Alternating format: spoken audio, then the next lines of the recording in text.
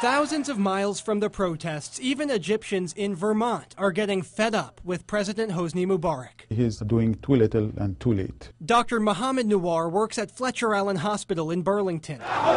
He grew up in Egypt and sees these protests as a boiling point. It took 30 years to build this pressure up to get people to break the fear factor. For years, he remembers Mubarak playing scare tactics on his people, anything to stay in power, even using secret police to crush dissent. But now, he says, people are starting to see through the smoke. More people and more every day realize this is just a game, and they are not willing to accept it anymore.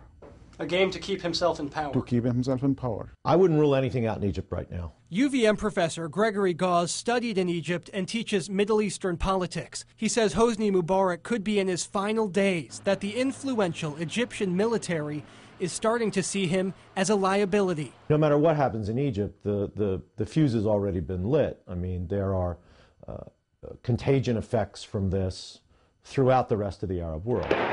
But there are worries of a power vacuum in Egypt if Mubarak falls, that extremists or even the Muslim Brotherhood could take over and turn a democratic revolution into a theocratic regime. Dr. Nawar says his people won't let that happen. They want democracy. And this is actually what every Egyptian wants.